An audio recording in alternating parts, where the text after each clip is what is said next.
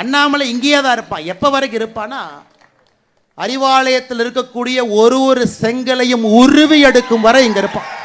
உருவி எடுக்கும் வரை.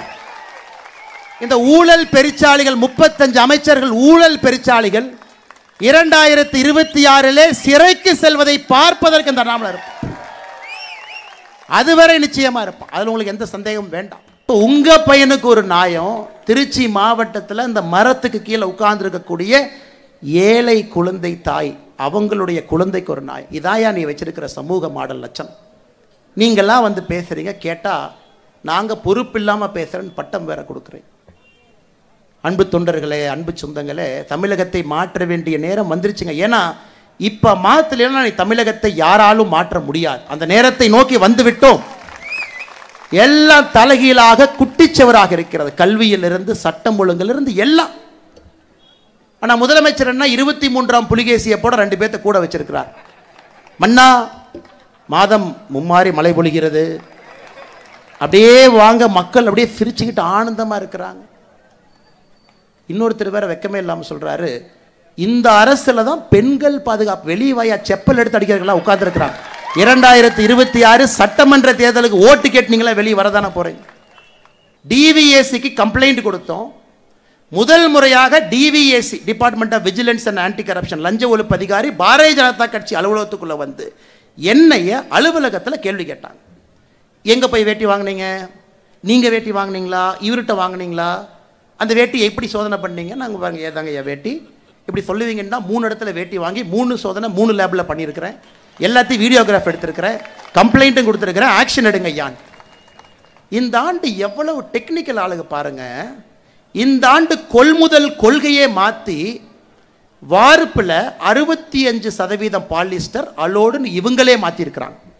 போன ஆண்டு 100% காட்டன் இருக்க வேண்டும் என்று சொன்னவர்கள் 60. அதனால காந்தி அவர்களே, ஈரோட்டில் உங்க பினாமி செஞ்ச பேரோட எனக்கு தெரியும், யாரு செஞ்சாங்கிறதும் தெரியும். 91 கள்ளச்சாராயம் காட்சி குண்டாஸ் வழக்கிலே உள்ளே சென்றவர் நீங்க. காந்தின்னு பேர் வச்சுக்கிட்டு எங்களுக்கு பாடம் எடுக்க வேண்டாம். தமிழகத்திலே நேர்மை என்ன. அண்ணன் பெரிய கருப்பன் அவர்கள் நாம் ஒரு அறிக்கை கொடுக்கிறோம். அண்ணே பயிர்க்கடன் தள்ளுபடி 12,110 கோடி ரூபாய் தள்ளுபடி பண்றேன்னு சொன்னீங்களே, பண்ணலையே. நான் பெரிய கருப்பன் அவர்கள் பதில் அறிக்கை அமைச்சர் கொடுக்கிறாரு, நைட்டு 11:55 கொடுக்கிறார். அடுத்து நான் சொன்னேன், திமுக ஆட்சியில் பொழுது விடியாதுன்னு அமைச்சருக்கே தெரியமாட்டிருக்கு, அதான் நள்ளிரவில் அறிக்கை கொடுக்கிறார். 11:55 பதில் அறிக்கை. அமைச்சர் பெரிய கருப்பன் அவர்களே, நீங்க எவ்வளவு பெரிய ஃப்ராடு பண்றீங்கன்னா, 12,110 கோடியில் இன்னும் 3000 கோடி ரூபாய் கிட்டத்தட்ட நீங்க என்ன பயிர்க்கடன் தள்ளுபடியே பண்ணல. புதிதாக 16,000 கோடி வந்துருச்சு. ஒரு துறையும் தில்லுமுள்ளு செய்து செய்து செய்து மக்களை ஏமாற்றிக் கொண்டிருக்கின்றார். இதுல முதலமைச்சர் இருட்டு கடைக்கு போறார். திருநெல்வேலிக்கு இருட்டு கடைக்கு. அல்வா எப்படி இருக்கு? நல்லா இருக்கு. அந்த அல்வா கொடுக்குற அம்மாவோட முகத்தை பார்க்கணும். 3.5 வருஷமா உங்கள்கிட்ட அல்வா வாங்குறேன், ஒரு அல்வா தான் என்னால் கொடுக்க முடிஞ்சது. பயிர்க்கடன் அல்வா, கல்வி கடன் அல்வா, பெண்களுக்கு 1000 ரூபாய் கொடுப்போம் அல்வா, ஓய்வூதியம் உயர்வு அல்வா, தற்கால பணியில் இருந்தீங்கன்னா நிரந்தர பணி அல்வா, செவிலியருக்கு இது அல்வா. மொத்தமாக அல்வா கடை நடத்தி கொண்டிருக்கக்கூடிய முதலமைச்சர் அவர்கள் மத்திய அரசு நாம அல்வா கொடுக்குறோன்னு சொல்றீங்கன்னா உங்களுக்கு எவ்வளவு திராணி இருக்கும். மத்திய சென்னை எம்பி அவர் கேள்வி பாருங்க, இந்த பட்ஜெட்ல யூரோப்பியன் யூனியன் கொண்டு வந்த கார்பன் பார்டர் அட்ஜஸ்ட்மெண்ட் மெக்கானிசத்தை இந்தியா எதிர்ப்பதன் எதிரொலி என்ன? Cosmic energy coupled with atomic energy in the evolution of mankind with the program of Java. இது அண்ணா விவேக் அவர்கள் ஒரு கடைக்கு போறார், புக் வாங்க போறார். அங்க ஒரு சகோதரி இருக்கிறாங்க. இந்த சகோதரி எப்படியாச்சும் இம்ப்ரெஸ் பண்ணணும் அப்படின்னு கடைக்காரன்ட்ட போய் கேட்கிறார். Cosmic energy coupled with atomic energy in the evolution of mankind by the program of Java அப்படின்னு சொல்லுங்க. தயாநிதி மாறன் அவருடைய பாராளுமன்ற கேள்வி இதைவிட மோசமா இருக்கு. திருவான்மையூரிலிருந்து முதல் பொதுக்கூட்டம் என்று ஆரம்பிக்கப்பட்டு தமிழகத்தில் அடுத்த 1 மாத காலத்தில் எல்லா மாவட்டத்திலும் எல்லா தாலூக்கிலும் கூட இது போன்ற கூட்டம் நடைபெற இருக்கிறது. அந்த முதல் கூட்டத்திற்கு இங்கே பங்கேற்று கொண்டிருக்கக்கூடிய எல்லா அன்பு சொந்தங்களுக்கும் கூட இந்த நேரத்தில் என்னுடைய நெஞ்சார்ந்த நன்றிகளை தெரிவித்துக் கொள்கின்றேன். காரணம், இந்த காலத்தில் பொதுக்கூட்டத்திற்கெல்லாம் யாரும் வர்றதில்லைங்க. இல்லை திமுக மாதிரி பஸ் வச்சு கூட்டிகிட்டு வந்தால் வருவாங்க. முதலமைச்சர் அவர்கள் மதுரையில் அரிட்டாப்பட்டிக்கு போகிறாங்க. அது முதலமைச்சருக்கு பாராட்டு விழா. ஏன்னா அவருக்கும் அந்த டங்ஸ்டன் திட்டத்துக்கும் எந்த சம்பந்தம் இல்லை. அவரே அவருக்கு ஒரு பாராட்டு விழா நடத்தி அரிட்டாப்பட்டிக்கு போகிறாங்க. 92 அரசு பேருந்தில் ஒருத்தருக்கு 300 ரூபா கொடுத்து வந்து உட்கார வச்சிருக்கிறாங்க. தமிழகத்தில் இதையெல்லாம் பார்க்கும் பொழுது பாரதிய ஜனதா கட்சியினுடைய கூட்டம் மட்டும் வித்தியாசமாக இருக்கும்.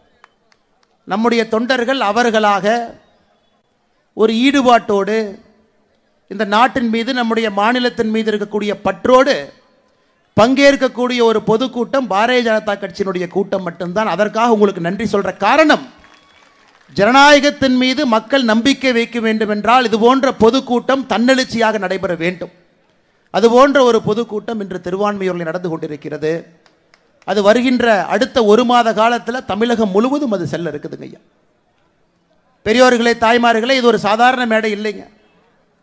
நான் பலமுறை நம்முடைய மூத்த தலைவி, முன்னாள் ஆளுநர் அக்காவை பார்க்கும் பொழுது பலமுறை நானே யோசிப்பேங்க. என்ன யோசிப்பேன்னா, ஒருவேளை இவர்கள் ராஜினாமா கடிதம் கொடுக்காம இருந்தாங்கன்னா, லோக்சபா தேர்தலுக்கு முன்பு கடிதம் கொடுக்காம இருந்தாங்கன்னா, இன்னைக்கு ஆளுநராக 2 மாநிலத்தில் இருந்தாங்க, அதே 2 மாநிலத்தில் இருந்திருக்கலாம், அல்லது இந்தியாவினுடைய பெரிய மாநிலத்திற்கு மாற்றப்பட்டு இருப்பாங்க. இந்த பட்ஜெட்டை எல்லாம் சரியா நிர்வாகம் பண்றாங்கறான்னு கவனிக்க வேண்டிய பொறுப்பில் அக்கா இருந்திருக்க வேண்டியவர், இன்னைக்கு நம்முடைய தொண்டர்களோடு, மண்ணோடு, புழுதியோடு, வியர்வையோடு, இரத்தத்தோடு களத்திலே நின்று இதுதான் எனக்கு பிடிக்கும், தமிழகத்திலே பாரதிய ஜனதா கட்சி ஆட்சிக்கு வருவதுதான் என்னுடைய ஒரு தொண்டனாக, உழைப்பாக நான் அதை பார்க்கின்றேன் என்பதற்காக நம்மோடு நின்று கொண்டிருக்கின்றார். பலமுறை நான் யோசிப்பேன், பதவியெல்லாம் விட்டுவிட்டு இங்கே வந்திருக்கின்றார், இன்னைக்கு இங்கே பேசினாங்க, ஆண்டவன் வருகின்ற ஆண்டில் நிச்சயமாக ஒரு நாள், இன்னைக்கு எப்படி நிர்மலா சீதாராமன் அவர்கள் 8 முறை அந்த பட்ஜெட்டை தாக்கல் செய்தாங்கன்னு நாம் பேசினது போல, ஒரு நாள் அக்காவும் ஒரு பெரிய உயரிடத்தில் நிச்சயமாக இருப்பார் என்கின்ற முழு நம்பிக்கை இருக்கு. அன்னைக்கு பட்ஜெட்டை பற்றி விளக்குவதை விட இந்த பட்ஜெட்டை சரியா போடுறாங்களா, சரியா மக்கள்கிட்ட கொண்டு போய் சேர்த்துறாங்களான்னு பாதுகாக்கக்கூடிய பணி எல்லாம் வல்ல இறைவன் அக்கா அவர்களுக்கு அளிக்கட்டும் என்று இந்த நேரத்தில் ஆண்டவனை நான் விரும்பி வேண்டி கேட்டுக்கொள்கின்றேன். அதே போல நம்முடைய மேடையில் இருக்கக்கூடிய மூத்த தலைவர்கள், மாநிலத்தினுடைய துணைத் தலைவராக இருக்கக்கூடிய அண்ணன் VP துரைசாமி அவர்கள், கூட்டம் நடப்பதற்கு முக்கிய காரணமாக இருக்கக்கூடிய அண்ணன் கரு நாகராஜன் அவர்கள், மாநிலத்தினுடைய துணைத் தலைவராக பட்ஜெட் வந்த நாளிலிருந்து டிவியில், ஆங்கில செய்தி டிவியில், நம்முடைய தமிழ் சேனலில் தொடர்ந்து பேசி கொண்டிருக்கக்கூடிய அருமை அண்ணன் நாராயண திருப்பதி அவர்கள், மேடை மீது இருக்கக்கூடிய மாநிலத்தினுடைய துணைத் தலைவர், கடுமையான உழைப்பாளி அண்ணன் டால்பின் ஸ்ரீதர் அவர்கள், தரவுகளோடு திராவிட முன்னேற்ற கழகத்தை தோலுறுத்தி காட்டுக் கொண்டிருக்கக்கூடிய மாநிலத்தினுடைய இளம் செயலராக இருக்கக்கூடிய அருமை தம்பி FG சூர்யா அவர்கள், மாநிலத்தினுடைய செயலராக இருக்கக்கூடிய கடுமையான உழைப்பாளி அக்கா பிரமீளா சம்பத் அவர்கள், ஒரு செய்தியை நுணுக்கமாக எடுத்து சென்று அதை எப்படி மக்களிடம் சேர்க்க வேண்டும் என்பதை முழுமையாக புரிந்திருக்கக்கூடிய நம்முடைய அண்ணன் ANS பிரசாத் அவர்கள், மாமன்ற உறுப்பினராக இருந்து மக்களுக்கு தொடர்ந்து ஒரு நாளும் பணி செய்யக்கூடிய அண்ணன் லியோ சுந்தரம் அவர்கள், மேடையின் மீது இருக்கக்கூடிய மற்றும் 2 நம்முடைய மாநில செயலாளர்கள், கடுமையான உழைப்பாளிகள் அக்கா சுமதி வெங்கடேசன் அவர்கள், மேடையின் மீது இருக்கக்கூடிய நம்முடைய OBC அணியினுடைய மாநில தலைவர் அண்ணன் சாய் சுரேஷ் அவர்கள், மீனவர் அணியினுடைய மாநில தலைவர் அண்ணன் MC முனுசாமி அவர்கள், விளையாட்டு மற்றும் திறன் மேம்பாட்டு பிரிவினுடைய தலைவர், பட்ஜெட்டை பற்றி பேசிவிட்டு அமர்ந்திருக்கக்கூடிய அருமை சகோதரர் அமர் பிரசாத் ரெட்டி அவர்கள்,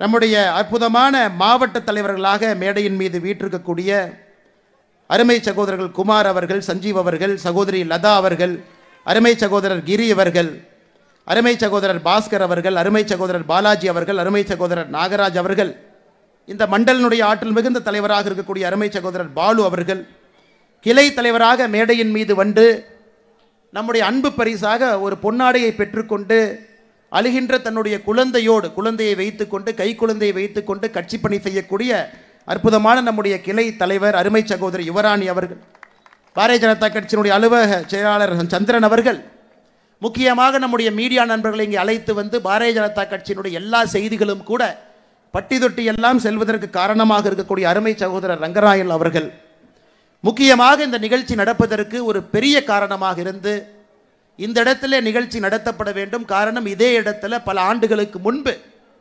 காங்கிரஸ் பேரியக்கத்திலே கோலோச்சி ஒரு தலைவர், சென்னையினுடைய மேயராக இருந்தவர், இதே இடத்துல தன்னுடைய ஆதரவாளர்களோடு பாரதிய ஜனதா கட்சியில் இணைந்து இன்னைக்கு பாரதிய ஜனதா கட்சியினுடைய வளர்ச்சிக்கு கடுமையாக உழைக்கக்கூடிய நம்முடைய அற்புதமான மாநிலத்தினுடைய செயலாளர் அருமை அண்ணன் கரத்திய தியாகராஜன் அவர்களுக்கு இந்த நேரத்தில் என்னுடைய நெஞ்சார்ந்த நன்றிகளை தெரிவித்து, மற்றும் ஒரு மாநிலத்தினுடைய துணைத் தலைவர் அண்ணன் ஏஜி சம்பத் அவர்கள் மேடையின் மீது இருக்கின்றார்கள், அவருக்கும் என்னுடைய வாழ்த்துக்களையும் வணக்கங்களையும் இந்த நேரத்தில் தெரிவித்துக் கொள்கின்றேன். அருமை சொந்தங்களே, இன்னைக்கு பட்ஜெட் விளக்க பொதுக்கூட்டம் தமிழகத்தில் போட வேண்டிய கட்டாயமும் நிர்பந்தமும் நமக்கு இருக்குங்க ஐயா. ஒரு பட்ஜெட்டும் தொலைக்காட்சியில் வருது, அடுத்த நாள் செய்தித்தாளில் வருது, நம்ம எல்லோருக்கும் தெரியும். ஆனால் நம்முடைய முதலமைச்சர் ஐயா மு.க. ஸ்டாலின் அவர்கள் அவர் போடுற பட்ஜெட்டு விளக்கு உரை பொதுக்கூட்டத்துக்கு எங்கேயும் போனது கிடையாது. ஆனால் மத்திய அரசு போடுற பட்ஜெட்டுக்கு கிளம்பி போவார் பேசுறதுக்கு. இந்த அநியாயத்தை பார்த்துருக்கிறீங்களா? அவர் ஆட்சிக்கு வந்து 4 ஆண்டுகளாக பட்ஜெட் போட்டிருக்காரு. எங்கேயாவது போய் இதுதான் திமுகவினுடைய பட்ஜெட்டுன்னு எங்கேயும் பேச. திருவள்ளூரில் சில நாட்களுக்கு முன்பு சென்று மத்திய அரசு போட்டிருக்கக்கூடிய பட்ஜெட் சரியில்லை, தமிழகத்திற்கு எதிரான பட்ஜெட் இது பீகார் பட்ஜெட்டு, இது ஏழை எளிய மக்களுக்கு எதிரான பட்ஜெட் அப்படின்னு பேசிட்டு வந்து அமர்ந்திருக்கின்றார். அதிலேயே நமக்கு தெரிகிறது, எப்போ ஒரு முதலமைச்சர் அவர் போடுற பட்ஜெட்டை போய் பேசாம மத்திய அரசு போடக்கூடிய பட்ஜெட்டை குறை சொல்லுகின்றாரோ அது ஒரு சிறப்பான பட்ஜெட் என்பது அவர் எப்ப திருவள்ளூருக்கு போனாரோ அப்பவே நமக்கு தெரியுது. அதுவும் இன்னைக்கு நடந்து கொண்டிருப்பது சாதாரண ஒரு ஆட்சி இல்லைங்க. உலக நாடுகள் எல்லாம் திரும்பி பார்க்கக்கூடிய அற்புதமான ஆட்சி. எங்கே சென்றாலும் கூட மிகப்பெரிய மரியாதையோடு வலம் வந்து கொண்டிருக்கக்கூடிய பாரத பிரதமர் நரேந்திர மோடி அவருடைய ஆட்சி. அது பிரான்ஸாக இருக்கட்டும், அமெரிக்காவுக்கு போகிறாங்க நாளைக்கு, அமெரிக்காவாக இருக்கட்டும், எங்கே சென்றாலும் கூட இன்னைக்கு உலகத்தில் ஒரு தலைவனுக்கு எல்லா இடத்திலும் மிகப்பெரிய மரியாதை இருக்கக்கூடிய மனிதர் நரேந்திர மோடி அவர்கள். சாதாரணமாக கிடைக்கலைங்க, உழைப்பில், அவர் மீது நீங்கள் வைத்திருக்கக்கூடிய நம்பிக்கையில். ஒரு பட்ஜெட்டும் அளித்த பிறகு பட்ஜெட்டை போட்டுட்டோம் போயிட்டோங்கிறது கிடையாதுங்க.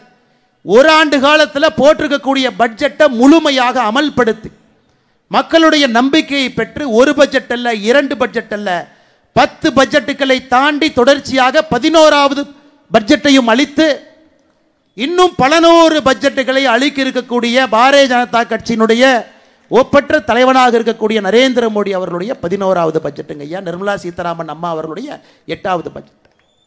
இங்க நாம் இருக்கக்கூடிய எல்லோருமே நடுத்தரத்திற்கு கீழே இருக்கக்கூடிய மக்கள் தான் அந்த கூட்டத்தில் இருக்கிறோங்க ஐயா. 2014 நாம் ஆட்சிக்கு வந்த பொழுது இந்தியாவில் மொத்தமாக வரி செலுத்தியவர்கள் 3,45,00,000 பேர். 3,45,00,000 பேர் வரி செலுத்தினாங்க. 10 ஆண்டுகள் கழித்து 2024 மொத்தமாக நம்முடைய நாட்டில் வரி செலுத்தக்கூடியவர்கள் 7,90,00,000 பேர்.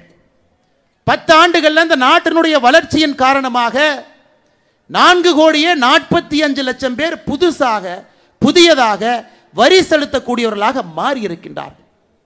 இன்னைக்கு 12 லட்சம் ரூபாய் வரை யாருக்கு சம்பாத்தியம் இருக்கிறதோ நீங்கள் வரி செலுத்த வேண்டாம் என்று சொல்லி இருப்பது சாதாரணமான விஷயம் இல்லைங்க, சரித்திரம். அது சரித்திரம். காரணம், இந்த 7,90,00,000 பேர்த்துல 6,80,00,000 பேர் 12 லட்சம் ரூபாய்க்கு கீழே வருமானம் வைத்திருக்கக்கூடிய நபர்கள். மறுபடியும் சொல்றேன், 7,90,00,000 பேர் மொத்தமாக வரி செலுத்துறவங்கல்ல 6,80,00,000 பேர் இந்த ஆண்டு வரி செலுத்த மாட்டார்கள். காரணம், அவர்களுக்கு வரி விலக்கு நரேந்திர மோடி அவர்கள் அளித்திருக்கின்றார். இதை இப்படி சொல்லலாம், நாட்டில் மொத்தமா எத்தனை பேர் வரி செலுத்துறாங்களோ அதிலே 87% மக்களுக்கு வரி செலுத்த வேண்டாம் என்று நரேந்திர மோடி அவர்கள் சொல்லி இருக்கின்றார். இதன் மூலமாக மத்திய அரசுக்கு ஏற்படக்கூடிய வரி மூலமாக வேண்டாம் என்று சொல்லதன் காரணமாக எத்தனை வரி வராமல் இருக்கு. போன ஆண்டு கணக்கு பார்த்தீங்கன்னா இந்த ஆண்டுக்கு 1,10,000 கோடி ரூபாய் வரி வேண்டாம் என்று சொல்லி இருக்கின்றார் நரேந்திர மோடி அவர்கள். காரணம் என்னங்க? நடுத்தர மக்களுக்கு அன்பு பரிசு கொடுக்க வேண்டும், கடுமையாக உழைக்கக்கூடியவர்களுக்கு நன்றி சொல்ல வேண்டும். நடுத்தர குடும்பமாக இருந்து குழந்தை குட்டி எல்லாம் வச்சு மாசம் மாசம் பட்ஜெட் போட்டு பால் கணக்கு, பேப்பர் கணக்கு, டிவி கணக்கு, ஸ்கூல் கணக்கு, பெட்ரோல் கணக்கு, அதில் எல்லாம் சம்பாதிச்சு சிறுக சிறுக சேர்த்த ஒரு காசை அந்த ஆண்டு முடியும் பொழுது அரசுக்கு வரியாக கட்டிதான் இந்த நாடு முன்னேறி கொண்டிருக்கிறது. அப்படிப்பட்ட மனிதர்களுக்கு நன்றி சொல்ல வேண்டும். காரணம், உண்மையானவர்களாக இருக்கின்றார்கள் என்பதற்காக 87% மக்கள் 6,80,00,000 பேருக்கு இந்த ஆண்டு 12 லட்சம் ரூபாய்க்கு கீழே வரி வேண்டான்ட்டான். இதை நம்முடைய முதலமைச்சர் மு க ஸ்டாலின் அவர்கள் எப்படி சொல்றாங்கன்னா, என்ன பெருசா பண்ணிட்டாரு? 144 கோடி பேர் இந்த ஊரில் இருக்கிறாங்க. இந்த நாட்டில் 2% மக்களுக்கு வரி இது கொடுத்துருக்கிறாங்க, வரி கட்ட வேண்டாம், இது சாதனையா அப்படிங்கிறார் முதலமைச்சர் அவர்களே. நீங்கள் வீட்டில் போய் கடைக்கு போய் பால் பாக்கெட்டு வாங்கினா உங்களுக்கு அவங்க கஷ்டம் தெரியும், நியூஸ் பேப்பர் வாங்கினா கஷ்டம் தெரியும். நீங்கள் டிஃபெண்டர் காரில் மகன் நடத்தக்கூடிய மிகப்பெரிய நிறுவனம், கோடி கோடியாக சம்பாதனை இருக்கக்கூடிய முதலமைச்சர் அவர்களுக்கு நடுத்தர மக்களுடைய வலி எப்படி தெரியும்? முதலமைச்சர் மு க ஸ்டாலின் ஐயா அவர்களே, ஒரே வார்த்தையில் கொச்சப்படுத்திட்டு போயிட்டீங்க. ஒரே வார்த்தையில் 2% மக்கள் பயனடைகின்றார்கள் என்று சொல்வதை விட வரி செலுத்தக்கூடியவர்கள் 87% மக்கள் பயனடைகின்றார்கள். இது நடுத்தர மக்களுக்கு கிடைத்திருக்கக்கூடிய மிகப்பெரிய பரிசு. இன்னைக்கு தமிழ்நாட்டில் எத்தனை பேர் பயனடைஞ்சிருக்கிறாங்க? இன்னும் முழுமையாக நம்மிடம் அந்த நம்பர் இல்லை அப்படின்னா கூடங்க, குறைந்தபட்சம் 60 லட்சம் பேர் தமிழ்நாட்டில் மட்டுமே, குறைந்தபட்சம் 60 லட்சம் பேர். 60 லட்சம் பேருக்கு மேலே இந்த ஆண்டு மத்திய அரசு 12 லட்சம் ரூபாய் வரை வரி செலுத்த வேண்டாம் என்று சொன்னதன் காரணமாக குறைந்தபட்சம் 60 லட்சம் பேர் பயனடைஞ்சிருக்கிறாங்க. இன்னைக்கு முதலமைச்சர் இதோடு நிற்கலீங்க, இன்னும் முன்னாடி போறார். எங்களுக்கு நீங்க பட்ஜெட்டே கொடுக்கல, இந்த பட்ஜெட்டில் பார்த்தீங்கன்னா 5 முறை பீகார் பீகார் பீகார்னு சொன்னீங்க, அதனால் இது பேர் பீகார் பட்ஜெட். முதலமைச்சர் அவர்களே, 10 ஆண்டு காலம் நீங்க யூபிஏ அரசில் இருந்தீங்க. 2004-05 பட்ஜெட்ல தமிழ்நாடு என்கின்ற வார்த்தையை சொல்லல, 2005-06 தமிழ்நாடு என்கின்ற வார்த்தையை சொல்லல, 2006-07 தமிழ்நாடு என்கின்ற வார்த்தையை சொல்லல, 2007-08 ஒரே முறை தமிழ்நாடு என்கின்ற வார்த்தையை சொன்னீங்க, 54 கோடி ரூபாய் ஒதுக்கி இருந்தீங்க. 2008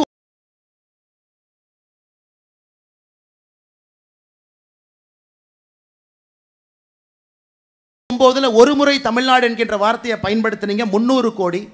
2011-12 தமிழ்நாடு என்கின்ற வார்த்தையை சொல்லல, 2012-13 தமிழ்நாடு என்கின்ற வார்த்தையை சொல்லல. மொத்தமாக 10 ஆண்டுகள்ல 5 முறை பட்ஜெட்ல தமிழ்நாடு என்கின்ற வார்த்தை. நீங்கள் ஆட்சியிலிருந்து யூபிஏல சொன்னீங்க, தமிழ்நாடு என்கின்ற வார்த்தைக்கு மொத்தமாக ஒதுக்கப்பட்ட நிதி 8054 கோடி. நாம் ஆட்சிக்கு வந்த பிறகு இந்த 11 பட்ஜெட்ல தமிழ்நாடு என்கின்ற வார்த்தை எங்கெல்லாம் பயன்படுத்தி இருக்கின்றோமோ மொத்தமாக ஒதுக்கப்பட்டிருக்கக்கூடிய நிதி 1,68,585 கோடி. முதலமைச்சர் அவர்களே, 10 ஆண்டு கால வெறும் தமிழ்நாடுன்னு 5 முறை சொல்லி 8000 கோடி எங்கே? 11 ஆண்டுகளில் நிதிநிலை அறிக்கையில தமிழ்நாடு என்று சொல்லி 1,68,585 கோடி எங்கே? எல்லா ஆண்டும் எல்லா பட்ஜெட்ல எல்லா மாநிலத்தினுடைய பெயரையும் சொல்வது கிடையாது. 2021-22 தமிழ்நாடு என்கின்ற வார்த்தை நம்முடைய பட்ஜெட்ல பயன்படுத்தும் பொழுது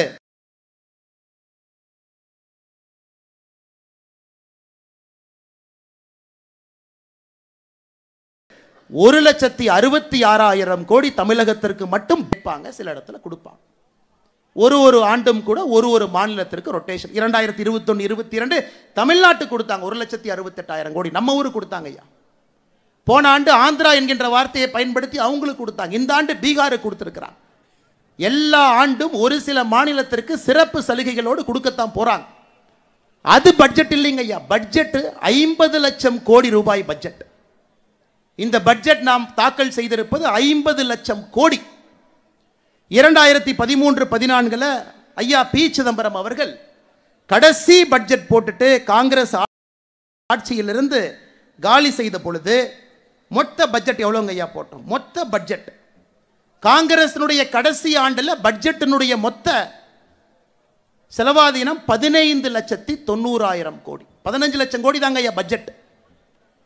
10 ஆண்டுகள்ல 15 லட்சம் கோடி இருக்கக்கூடிய பட்ஜெட் 50 லட்சம் கோடியாக உயர்ந்திருக்கிறது. 50 லட்சம் கோடி, 3.5 மடங்கு. இது நாட்டில் வளர்ச்சி இல்லையா? இது வீக்கங்களா? இது வளர்ச்சி இல்லையா? 15 லட்சம் கோடி ரூபாய்க்கு பட்ஜெட் போட்ட ஒரு நாடு 50 லட்சம் கோடி ரூபாய்க்கு பட்ஜெட் போட்டு.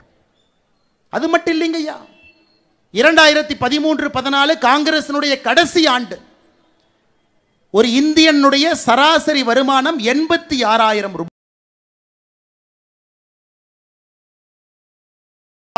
இத்தனை பேர் இருக்கிறோங்க, எல்லாரும் கை தூக்குறோம்.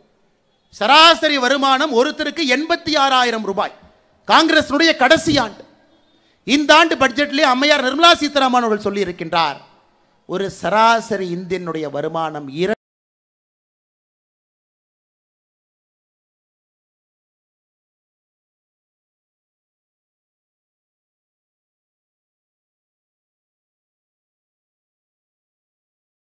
$2,20,000 ரூபாய்.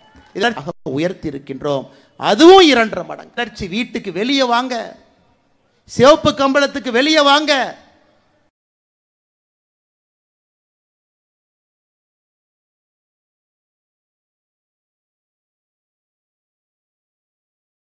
வயல்வெளியிலே கான்கிரீட் ரோடு போடுவதிலிருந்து இருக்கின்றார்கள் என்பதும். தமிழ்நாட்டுக்கு எதுவுமே கொடுக்கல, தமிழ்நாட்டை வஞ்சிக்கிறாங்க, ஏன் மாநிலத்தை எல்லாம் வஞ்சிக்கிறாங்க. அதுதான் மோடி அரசு மேல இருக்கக்கூடிய கோபங்கிறார் முதலமைச்சர் அவர்.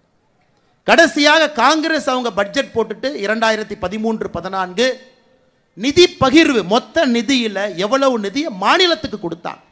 நிதி பகிர்வு மொத்தமாக 5,22,000 கோடி. எல்லா மாநிலத்துக்கும் நிதி பகிர்வு 5,22,000 கோடி. இந்த ஆண்டு நிதி பகிர்வு 25,60,000 கோடி.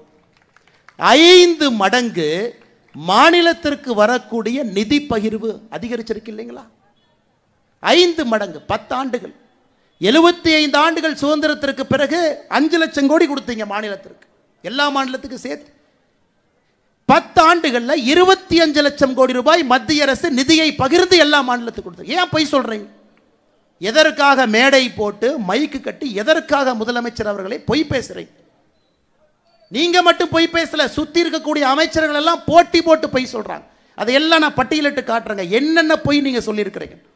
எந்த இடத்துல எல்லாம் முதலமைச்சர் அவர்கள் தரம் தாழ்ந்து பொய் சொல்லியிருக்கிறார். ஒரு முதலமைச்சருடைய பதவிக்கு அது அழகா?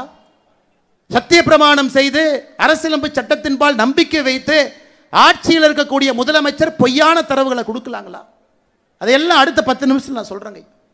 நிதி பகிர்வு உயர்ந்திருக்கிறது, பட்ஜெட் மொத்தமாக உயர்ந்திருக்கிறது, ஒரு தனி மனிதனுடைய வருமானம் உயர்ந்திருக்கிறது, நாடு உயர்ந்திருக்கிறது. இதுல மோடி அவர்கள் 87% நடுத்தர மக்களுக்கு நீங்க வரியே கட்ட வேண்டாம், நான் பார்த்துக் கொள்கின்றேன் இந்த நாட்டை. யோசிச்சு பாரு, 90 லட்சம் பேர் வரி கட்டி இந்த நாட்டை நடத்துறாங்க. யோசிச்சு பாரு. அது முதலமைச்சர் அவர்களே நன்றா புரிஞ்சுக்குங்க.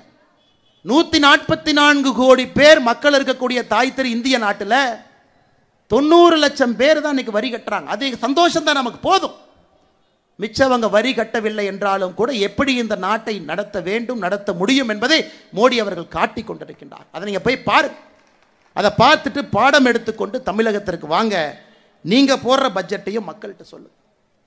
பட்ஜெட் இல்லைங்கய்யா, தமிழ்நாடு என்கின்ற வார்த்தை இல்லை. ஆனால் தமிழ்நாட்டுக்கு எவ்வளவு கொடுத்துருக்கிறாங்க. இந்த ஆண்டை விட்டுருங்கய்யா, இந்த ஆண்டு நான் பேசவே விரும்புகிறேன்.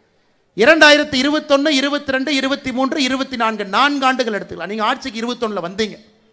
நீங்கள் 4 ஆண்டுகளில் வந்த பிறகு பெருசாக எதுவும் பேசலைங்க ஐயா. மத்திய அரசனுடைய டாப் 10 திட்டங்கள், முதல் 10 திட்டங்கள் 4 ஆண்டுகளில் எவ்வளவு பணம் வந்திருக்குன்னு மட்டும் பாருங்க. 100 நாள் வேலைவாய்ப்பு திட்டம் முழுவதுமாக மத்திய அரசு கொடுக்கின்ற பணம் 4 ஆண்டுகளில் 38,641 கோடி. விவசாய கௌரவ நிதி PM கிசான் 4 ஆண்டுகளில் 6,209 கோடி. சமகிரக சிக்ஷா இப்போ பிரச்சனை ஆகிட்டு இருக்கு, அதை நம்ம பின்னாடி பேசுறேங்க ஐயா, 5,880 கோடி. குழந்தைகளுடைய ஊட்டச்சத்தை உறுதி செய்யக்கூடிய திட்டம் போஷன் அபியான் 2,796 கோடி. சுகாதாரத்தை மேம்படுத்த உட்கமைப்பு நிதி 5,753 கோடி. முதியோர் பென்ஷன் முழுவதும் மத்திய அரசு கொடுக்குறாங்க ஐயா, 2,480 கோடி. வீடு வீட்டு குடிநீர் ஜல்ஜீவன் திட்டம் 5,899 கோடி. கிராமப்புற மோடி வீடு 3,087 கோடி. இந்த முதல் 10 திட்டத்தை மட்டும் நீங்க கூட்டி கழிச்சு பாருங்க ஐயா. இன்னைக்கு தமிழ்நாட்டில் சாலைகள், தேசிய நெடுஞ்சாலைகள் நடந்து கொண்டிருக்கக்கூடிய திட்டங்கள் மட்டுமே இன்னைக்கு தமிழ்நாட்டில் தேசிய நெடுஞ்சாலைகள் திட்டத்தில் மட்டும் நடந்து கொண்டிருக்கக்கூடிய பணி 46,617 கோடி. டிஃபெண்டரில் ஜொங்கின்னு போறீங்களே, யார் ரோடு போடுறா? ஜொங்கின்னு துரைமுருகன் அண்ணன் பொன்முடி அண்ணன் போட்டி போட்டு பின்னாடி சீட்டில் உட்கார வச்சுட்டு ஜொங்கின்னு போறீங்களே, அந்த ரோடு யார் போடுறாங்க? 46,000 கோடி ரூபாய் மத்திய அரசு இன்னைக்கு தமிழ்நாட்டில் தேசிய நெடுஞ்சாலைகளுடைய திட்டம் மட்டும் நடந்து கொண்டிருக்கிறது. கூட்டி கழிச்சு எப்படி நீங்க கணக்கு பார்த்தால் விமான நிலையம், துறைமுகம், தேசிய நெடுஞ்சாலை, கிராமப்புற ஏழை மக்களுக்கு கொடுக்கக்கூடிய வீட்டிலிருந்து 100 நாள் வேலை வாய்ப்பு திட்டத்திலிருந்து அனைத்தையும் மோடி அவர்கள் நேரடியாக கொடுக்குறாங்க. அதுவும் நீங்க இடையில தடுத்து கொடுக்குறாங்க. உங்களை பொறுத்தவரை என்ன, மாநில அரசுக்கு நேரடியாக வரக்கூடிய நிதி மட்டும்தான் கணக்கு.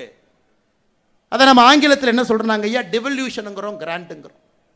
மத்திய அரசு நேரடியாக மாநில அரசுக்கு அந்த பணத்தை அனுப்புறாங்க. இந்த பணத்தை அனுப்பிட்டு நீங்க என்ன வேணுமோ செலவு பண்ணிக்கணும். அது தமிழகத்திற்கு கடந்த 4 ஆண்டுகளில் மட்டுமே டெவல்யூஷனாக 1,73,000 கோடி, கிராண்டாக 91,000 கோடி, மொத்தமாக 2,64,000 கோடி பணமா உங்களுக்கு வந்திருக்கு.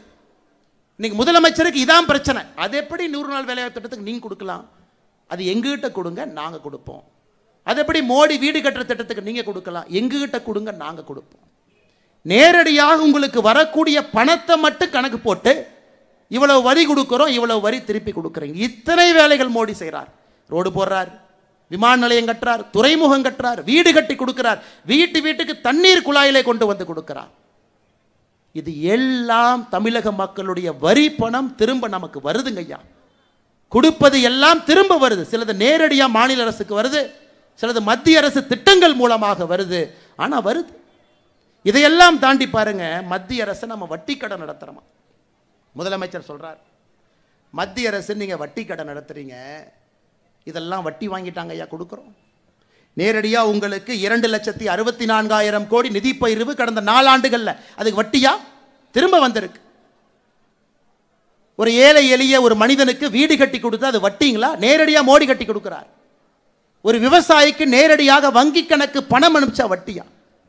மோடி அவர்கள் இதையும் தாண்டி சொல்றாரு, மாநில அரசுக்கு வட்டி இல்லா கடனா இவ்வளவு கொடுக்கிறோம், 50 ஆண்டுகள் வச்சுக்கங்க, வட்டி கொடுக்காதீங்க. இந்த ஆண்டு 1,50,000 கோடி ஒதுக்கி இருக்கிறாங்க மாநிலத்திற்கு. இதையும் தாண்டி உங்களுடைய உள்கட்டமைப்பு வசதிக்கு இந்த பணத்தை எடுத்துக்கங்க, இது மத்திய அரசுடைய பணம், நாங்க உங்களுக்கு கொடுக்கிறோம், வட்டியே கொடுக்காதீங்க, 50 வருஷம் கழிச்சு அசலை திருப்பி கொடுங்க, உட்கட்டமைப்பை மேம்படுத்துங்க என்பதற்காக கொடுக்கக்கூடிய பணத்தை என்ன சொல்றாருன்னா மத்திய அரசு வட்டி கடை நடத்துறாங்க. அதனால்தான் நான் சொன்னேன், முதலமைச்சர் அவர்களே ஒரு மாநிலத்தை பொய் பிரச்சாரம் மேடையிலே பொய் பேச ஆரம்பித்தால் எப்படிங்க ஐயா நாம உண்மை பேசி மக்கள்கிட்ட அதை எடுத்துட்டு போறது? முதலமைச்சரே பேசுறார், வேற யார் பேசினா கூட பரவாயில்ல. அதனால தான் முதலமைச்சர் சொல்வதையே திரும்ப அவருக்கு சொல்றேன், ஐயா பொய் சொன்னாலும் பொருந்து சொல்லுங்க போக்கித்த பசங்களே. அவருக்கு மரியாதை கொடுத்து அன்போடு சொல்லுகின்றேன், பொய் சொன்னாலும் கொஞ்சம் பொருந்து சொல்லுங்க ஐயா. மைக் இருக்கு, வாய் இருக்கு என்பதற்காக எது உங்களுக்கு வந்தாலும் தயவு செஞ்சு சொல்லாது. இன்னைக்கு நான் ஏற்கனவே சொன்ன போலங்க ஐயா, பாராளுமன்றத்தில் மக்களுடைய பிரச்சனையை பேச வேண்டிய இடத்துல நம்முடைய அக்கா இந்த தொகுதி தென் சென்னை தொகுதியில் நின்று கொண்டிருக்கின்றோம், அக்கா தமிழிசை அக்கா அவர்கள் அங்கே பேசியிருக்கணும். இன்னைக்கு நம்ம எம்பிக்கெல்லாம் அந்த பாராளுமன்றத்தில் என்ன பேசுகிறாங்கன்னு பார்க்கலாம், எம்பிகள் என்ன கேள்வியெல்லாம் கேட்டாங்கன்னு பார்க்கலாங்க ஐயா. ஒரு எம்பி கேள்வி கேட்குறாரு, அஸ்ஸாமில் ஹொலங்கன்பார் கிப்பன் வைல்ட் லைஃப் சாங்சுரியில் ஆயில் ட்ரில்லிங் பண்ணுறீங்களா இல்லையா? விளங்குச்சு.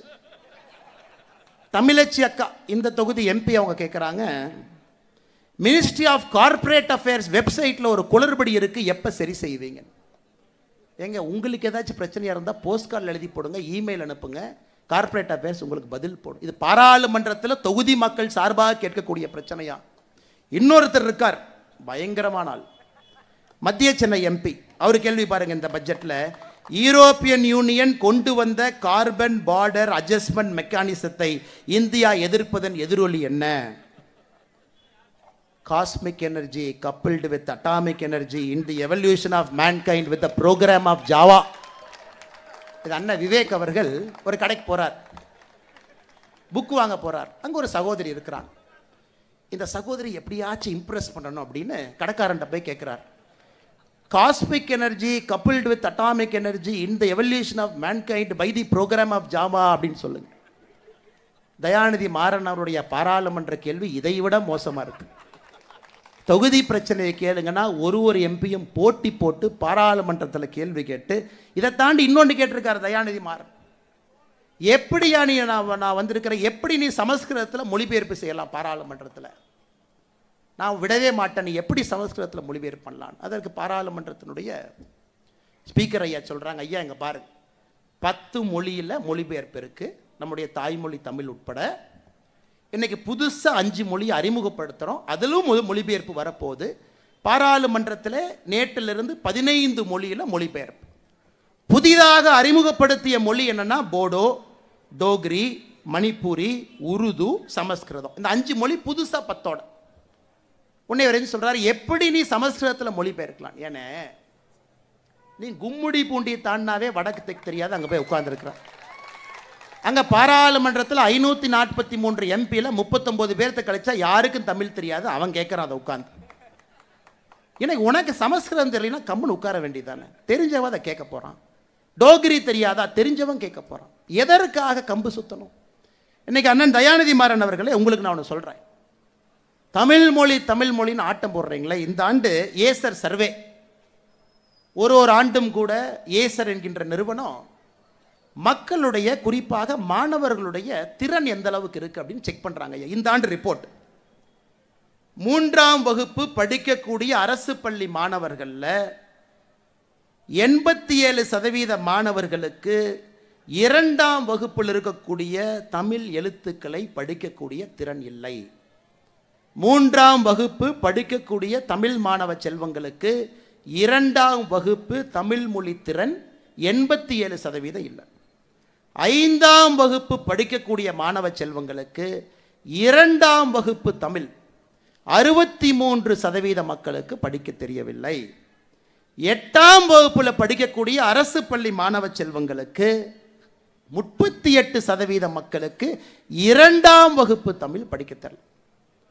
இங்கே வந்து தமிழ் படிக்கிற வேலையை செய்ய, அங்கே போய் சமஸ்கிருதம் பேசுகிற ஏன் தடுக்கிற? நம்ம ஊரில் நம்முடைய மாணவ செல்வங்கள் தாய்மொழியிலே பின்தங்க ஆரம்பித்திருக்கின்றார்கள். இந்த வருஷம் ஏசர் ரிப்போர்ட் சொல்லுது. ஏசர் ரிப்போர்ட்டோட வேறு எந்த ரிப்போர்ட் இல்லைங்க ஐயா, ஒரே ரிப்போர்ட், அதான் ஹையஸ்ட் ரிப்போர்ட். அதை பாருங்க, அதை போய் முதலமைச்சர்கிட்ட சொல்லுங்க. தாய்மொழி திறனை ஊக்குவிப்பதற்கு முயற்சி எடுங்க. வெட்கமா இல்லையா உங்களுக்கு? ஆட்சியில் இருக்கிறீங்க, தமிழ் மொழியை சொல்லி அரசியல் பண்றீங்க, வெட்கப்பட வேண்டும். இந்தியாவில் மொத்தமாக 18 சமஸ்கிருத பல்கலைக்கழகம் இருக்கு. நாம கட்டலீங்க ஐயா, கட்டிட்டாங்க, வேண்டும் என்று இருக்கிறது. தமிழ் பல்கலைக்கழகம் ஒன்றே ஒன்று இருக்கு. யாராவது உங்களைய தமிழ் பல்கலைக்கழகம் 10 கட்ட வேண்டாம் என்று சொன்னோமா? அதுவும் புரட்சி தலைவர் எம்ஜிஆர் ஐயா கட்டின தஞ்சாவூர் தமிழ் பல்கலைக்கழகம் ஒன்னே ஒன்று. கர்நாடகாவில் போய் தமிழ் பல்கலைக்கழகம் கட்ட வேண்டாம் என்று யாராச்சும் சொன்னாங்களா? அல்லது பீகார், ஒரிசாவில் போய் ஒரு தமிழ் பல்கலைக்கழகத்தை ஆரம்பிப்போம், அங்கே தமிழ் சொல்லிக் கொடுப்போம், நிதி கொடுங்க. மத்திய அரசு கிட்ட மத்திய அரசு எவ்வளோ நிதி கொடுக்கணுமோ அதை நாங்கள் வாங்கிட்டு வர்றோம். இந்தியாவில் எல்லா இடத்திலும் தமிழ் மொழியை கொண்டு செல்ல வேண்டும் என்றால் எல்லா இடத்துலையும் ஆரம்பிக்கலாம். அதற்கு உங்களுக்கு வக்கில்ல, துப்பில்லை. பாராளுமன்றத்தில் cosmic energy coupled with atomic energy மாதிரி கேள்வியை கேட்டுட்டு சமஸ்கிருதத்தை எதுக்கியா சொல்லிக் கொடுத்தேன்னு கேட்குறேன். இதெல்லாம் நடந்துட்டு இருக்க இன்னொருத்தர் அறிக்கை கொடுக்கிறாரு, சில்ட்ரன்ஸ் விங் அப்படின்னு. ஆல்ரெடியே இவ்வளவு பஞ்சாயத்து போயிட்டு இருக்கு. ஒருத்தர் சில்ட்ரன்ஸ் விங்குங்கிறார். நான் கேட்டேன், எதுக்கு நான் சில்ட்ரன்ஸ் விங்குன்னு போட்டிருக்காங்க? ஆனால் கட்சியில் இருக்கிற குழந்தை பசங்க தான், அதுக்காக சில்ட்ரன்ஸ் விங்குன்னு வச்சிருக்கிறாங்க. பாருங்க, இதெல்லாம் தமிழகத்தில் நடந்து கொண்டிருக்கிறது. எல்லா மக்கள் பார்த்து கொண்டிருக்கின்றார்கள். ஒரு புதிதாக கட்சி ஆரம்பிக்கக்கூடிய தலைவர் ஒருத்தர் சொல்றாரு, இந்த பட்ஜெட்டை பார்த்தேன், வழக்கம் போல மத்திய அரசு தமிழக மக்களை வஞ்சிச்சிருக்கிறாங்க. ஒரு புதிதாக கட்சி ஆரம்பித்த தலைவர் சொல்றார், ஏன்னா ஜிஎஸ்டி குறைப்பை பற்றி இந்த பட்ஜெட்டில் ஒன்றையுமே காணாமே.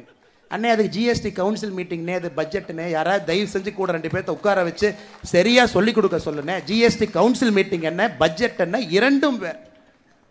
இவங்கெல்லாம் தமிழகத்தில் மாற்றத்தை கொடுக்க போகிறேன்னு கிளம்பி வந்திருக்கிறாங்க. மாற்றத்தை கொடுக்க போகிறேன், சில்ட்ரன்ஸ் விங்கு, ஜிஎஸ்டி ஏயா பட்ஜெட்டில் குறைக்கல, இவங்க ஒரு பக்கம். இன்னொரு பக்கம் நம்முடைய முதலமைச்சரை போன்றவர்கள் பச்சை பொய்ய பேசுறாங்க. பச்சை பொய். சமகிரக சிக்ஷா நிதிங்க ஐயா, எல்லா இடத்திலும் குறிப்பாக எண்ணையும் எழுத்தையும் ஊக்குவிக்க மத்திய அரசு கொடுக்கக்கூடிய பணம்.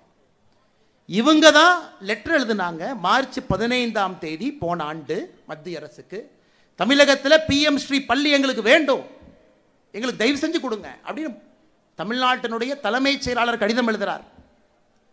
மாநில அரசு ஒப்புதல் கொடுத்துட்டாங்க. பிஎம் ஸ்ரீ பள்ளி 14,000 பள்ளிகள் நம்முடைய பிரதமர் அவர்கள் கொண்டு வர்றாங்க, தமிழ்நாட்டுக்கு கொஞ்சம் கொடுங்க. இன்னைக்கு சொல்றாங்க எங்களுக்கு பிஎம் ஸ்ரீ வேண்டாம். போன ஆண்டு அவங்க கடிதம் எழுதுறாங்களா இல்லையா? மாநிலத்தினுடைய தலைமைச் செயலாளர் அவரே கையெடுத்து அவரே பெண்ணெடுத்து அவரே கையெழுத்து போடுவாரா முதலமைச்சரை கேட்காம? இந்த ஆண்டு அரசியல் செய்கின்றார்கள். தமிழகத்திற்கு ஒடுக்கப்பட வேண்டிய நிதி மடைமாற்றம் செய்து குஜராத்துக்கும் உத்தரப்பிரதேசுக்கும் அனுப்பிட்டாங்க. இதைத்தான் நான் சொல்லுகின்றேன். முதலமைச்சர் அவர்கள் பொய்யெல்லாம் சொல்ல ஆரம்பித்து அடுத்த கட்டத்துக்கு போயிட்டாங்க. இந்த ஆண்டு குஜராத்துக்கு சமகரக சிக்ஷாலை ஒதுக்கப்பட்டிருக்கக்கூடிய நிதி 1598 கோடி, முதல் தவணையாக 510 கோடி கொடுத்துருக்காங்க.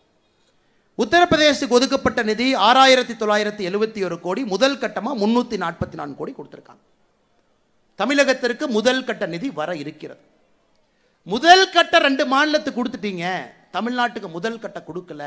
அப்ப எனக்கு நீங்க சொன்ன எல்லா நிதியும் அவங்களுக்கு அனுப்பிட்டீங்கன்னு சொல்றது பச்சை பொய் தானே? பொய் தானுங்க.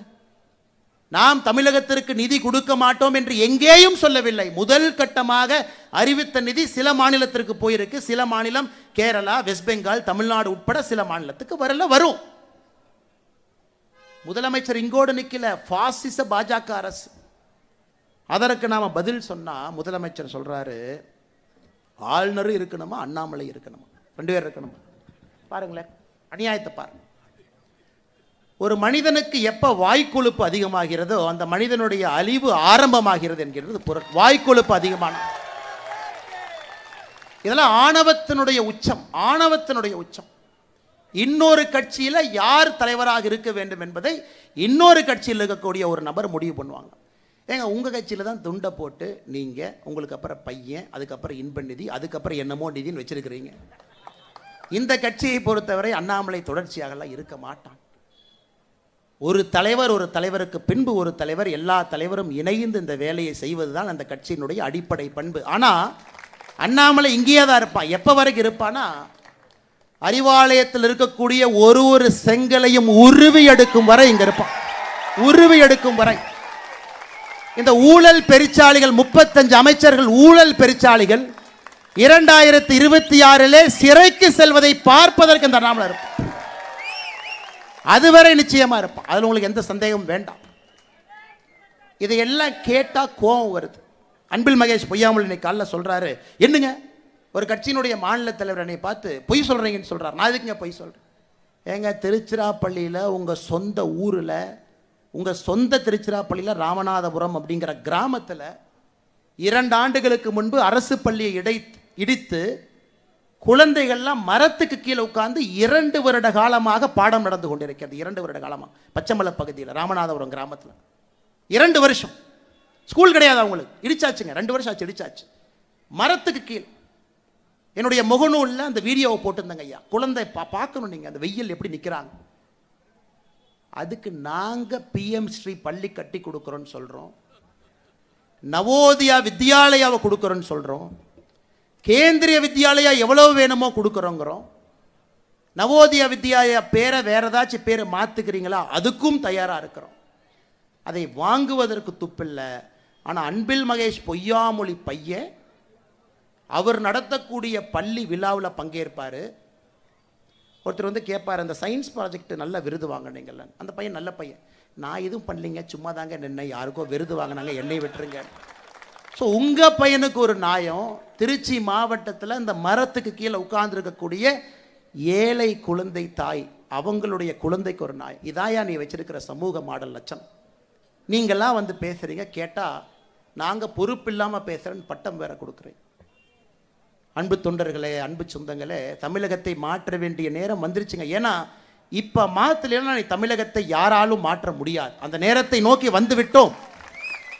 எல்லாம் தலைகீழாக குட்டிச்சவராக இருக்கிறது. கல்வியிலிருந்து சட்டம் ஒழுங்கிலிருந்து எல்லாம். ஆனால் முதலமைச்சர் என்ன 23ஆம் புலிகேசியை போட 2 பேர்த்த கூட வச்சிருக்கிறார்.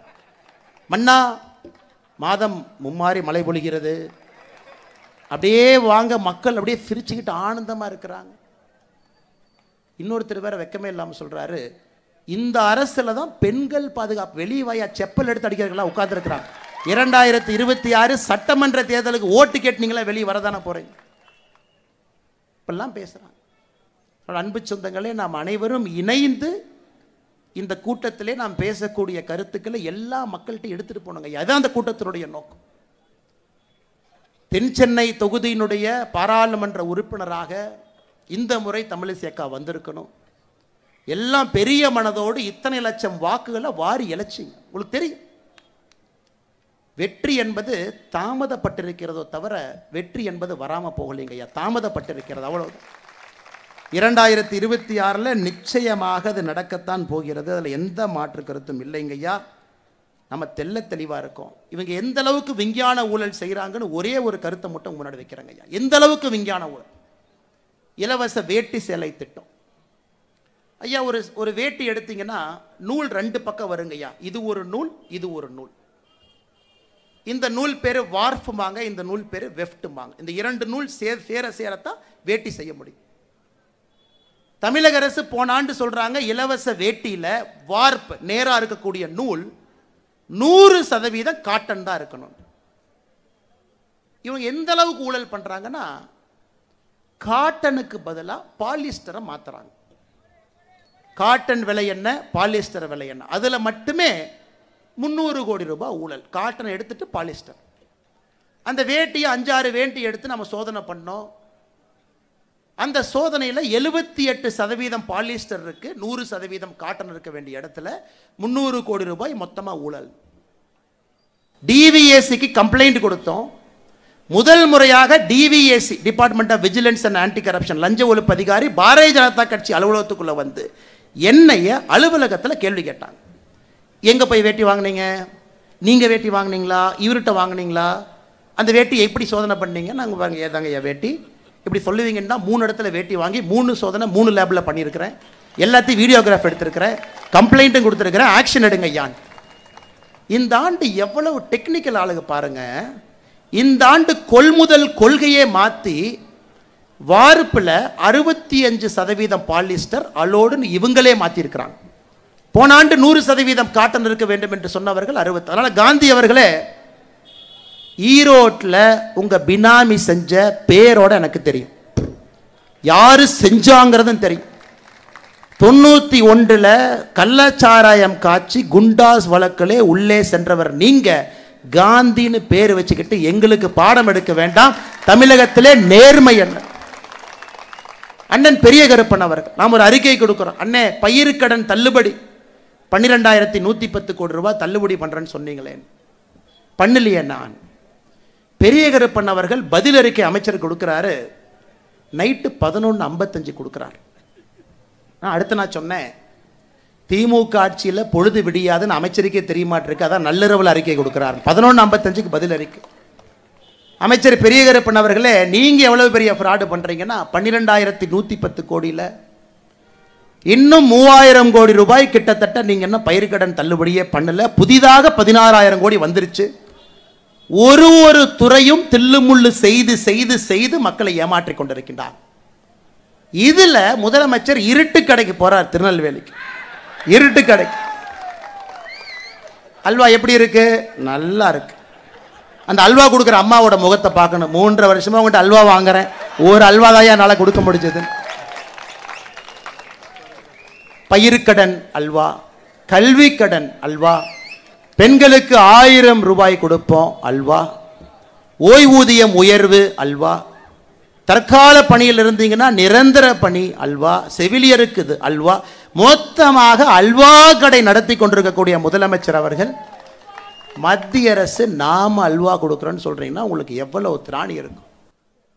அதனால் அன்பு முதலமைச்சர் அவர்களே, இன்னும் 1 வருஷம் உங்களுக்கு இருக்கு. 1 ஆண்டு காலம் சரியா எழுதி வச்சுங்க, 365 நாள். எப்போ நீங்கள் மதுரைக்கு போய் ஜல்லிக்கட்டை பார்க்கும்போது மூர்த்தி அவரை பார்க்கணும். இன்பநிதி கூட 4 நண்பர்கள் வந்திருக்கிறாங்க. இன்பநிதிக்கு அந்த வியூ, அந்த மாடுக்கு அப்படியே தெரிய மாட்டேதாமா. உடனே அந்த மூர்த்தியோட ஒரு அம்மாவை பார்த்து, யாருமா இந்த அம்மா, நீ எதிரிமா அப்படி அந்த மாதிரி தான் கலெக்டருங்கிறாங்க. யாராக இருந்தால் எந்திரியும் இன்பது ரீதி அவருக்கு தெரியாத ஒரு மாட்டை பார்த்து என்னையா நம்ம ஆட்சி நடத்துகிறோம். இது எல்லாம் தமிழகத்தில் மக்கள் பார்த்து கொண்டு இருக்கலாம். கலெக்டர் அம்மா அப்படியே சைலண்டாக எந்திரிச்சு அப்படி 2 சேர் தள்ளி உட்கார்றாங்க. மூர்த்தி சொல்கிறேன், எல்லாம் வாங்க வாங்க தம்பிகள்லாம் வாங்க, தம்பிகள்லாம் வந்து ஃபர்ஸ்ட் ரோல் உட்காந்து எல்லாம் பாருங்கள். நீ போய் அப்படி மாட்டை பார்க்கலின்னா அந்த மாடு வெளியே வராது, அந்த மாடு ஜல்லிக்கட்டு பண்ணாது. பாருங்க, தள்ள விதி. இவர்களுடைய கொடூரத்தை தாண்டி இந்த குஞ்சு கோழின்னு சொல்லுவோம். நீ குஞ்சு கோழியினுடைய கொடூரத்தையும் பார்க்க வேண்டிய நிலைமை நமக்கு. 2ஆம் தலைமுறை 3ஆம் தலைமுறை எல்லாம் வளர்த்து விட்டு மோடிக்கு பாடம் எடுக்கின்றார் ஜனநாயகம்னா என்னன்னு. கிளை தலைவரை மேடையில் அழைத்து கௌரவம் கொடுத்து இந்த கட்சியில் அப்புறம் தாங்க கூட்டமே நடத்துவோம். அது இந்த கட்சியினுடைய ஜனநாயகம். மக்கள் கையை கொடுக்கும் பொழுது இந்த பாக்கெட்டில் சானிடைசர் எடுத்து இந்த கையில் தொடச்சிக்கிட்டு முதலமைச்சர் அவர்களே பாக்கெட்டில் கையை விடுறீங்க, அதுக்கு தானே பேண்டே போட்டிருக்கிறீங்க. அதுபோல தான் இங்கே பாரதிய ஜனதா கட்சியில் யாரும் கிடையாது. கடைசியாக இன்னைக்கு ஒரு அறிவிப்பையும் சொல்கிறோம். தமிழ்நாட்டில் நீங்கள் என்ன சொல்லுவீங்க அப்படிங்கிறத இன்னைக்கு நாங்கள் சொல்கிறோம். அக்கா தமிழிசை அவர்கள் தலைமையில் பாரதிய ஜனதா கட்சியின் சார்பாக ஒரு குழு நம்ம போட போகிறோம். அந்த குழு பாரதிய ஜனதா கட்சி ஆட்சியில் இருக்கக்கூடிய மாநிலத்தினுடைய முதலமைச்சர்கள் எல்லாம் சந்தித்து அங்கே நம்முடைய மக்கள் நலத்திட்டங்கள் என்னெல்லாம் செய்யறாமோ அதை பார்த்துட்டு வந்து தமிழகத்திலே 2026 தேர்தல் அறிக்கையை தயாரிப்பாங்க. பெண்களை நல்லா கேட்டுக்குங்க தாய்மார்களே, டெல்லியில் 2500, இங்கே அதை தாண்டி செல்ல இருக்கின்றோம். அதை தாண்டி எங்களால் செய்ய முடியும். அசாமில், மத்திய பிரதேசில், மகாராஷ்டிராவில் அனைத்து இடத்திலும் ஏழை மக்களுக்கு ஆதரவாக பாரதிய ஜனதா கட்சி நிற்குது. தயவு செஞ்சு இந்த 1000 ரூபாய் தூக்கிட்டு எங்கள் பக்கத்தில் வந்துடாதீங்க. மற்ற மாநிலத்திலே பாரதிய ஜனதா கட்சி தாய்மார்களுக்கு, மகளிருக்கு, சகோதரிகளுக்கு மகாராஷ்டிராவில் 2100, டெல்லியில் 2500. அக்கா அவர்கள் குழு எல்லா மாநிலத்திற்கும் சென்று வந்த பிறகு இந்தியாவிலே தேசிய ஜனநாயக கூட்டணி பாரதிய ஜனதா கட்சியினுடைய ஆட்சி அதிகமாக பெண்கள் தாய்மார்களுக்கு மாதம் மாதம் உதவித்தொகை கொடுப்பது தமிழகத்தில் தான் அதிகம் என்பதை எங்களுடைய தேர்தல் வாக்குறுதியாக மக்களுக்கு நாம் கொடுக்கணும். இந்த 1000 ரூபாய் அதை 200 ரூபாய் ஏற்றுறேன், 300 ரூபாய் ஏற்றுறேன் இந்த பக்கம் வந்துடாது. உங்கள் முல்லை எடுத்து உங்கள் முல்லை எப்படி எடுத்து எறிவது என்பது பாரதிய ஜனதா கட்சிக்கு தெரியும். மக்களோடு மக்களாக 2026 தேர்தல் களத்தில் நிற்போம். இந்தியாவில் எங்கேயெல்லாம் மூளை முடுக்கெல்லாம் மக்களுக்கு எந்த மாதிரி திட்டத்தை எல்லாம் கொண்டு வந்திருக்கின்றோமோ வளர்ச்சி திட்டத்தோடு தமிழகத்திற்கு அதையும் கொண்டு வரப்போகின்றோம். எங்கள் தேர்தல் அறிக்கையோடு போட்டி போட்டு தைரியம் இருந்தால் வெற்றி பெற்று காட்டுங்கள் 2026 தேர்தலில். காரணம், இது மோடியின் கேரண்டி. சொன்னார்னா அது செய்வார்கள். எல்லா மாநிலத்திலும் சொல்லி இருக்கின்றார், தமிழகத்திலும் சொல்ல போகின்றார். தமிழகத்திலும் நம்முடைய ஆட்சி செய்து காட்ட போகிறது. வளர்ச்சியும் வேணுங்க, ஏழை மக்களையும் கையோடு அழைச்சிட்டு போகணும். 90 லட்சம் பேர் தான் வரி கட்டுறாங்க. இன்னும் கோடிக்கணக்கான மக்களை வரி கட்ட வேண்டும் என்றால் அவர்களை உயர்த்த வேண்டிய கட்டாயம் நமக்கு இருக்கு. எல்லாம் கலந்த ஒரு ஆட்சி 2026 தேசிய ஜனநாயக கூட்டணி தமிழகத்திற்கு நாம் கொண்டு வருவோம். எல்லா மக்களுக்குமான ஆட்சியாக அது இருக்கும். அதற்கு நாம் செய்ய வேண்டியது கடுமையான களப்பணியை நாம் செய்தால் போதுங்க ஐயா. மக்கள் தானாக மோடியின் பக்கம் வந்து விடுவார்கள். பாரதிய ஜனதா கட்சியினுடைய ஆட்சி, தேசிய ஜனநாயக கூட்டணியின் ஆட்சி நிச்சயமாக தமிழகத்திலே உறுதியாக மலரும். அக்கா சொல்வதை போல தாமரை மலர்ந்தே தீரும் 2026 தமிழகத்தில்.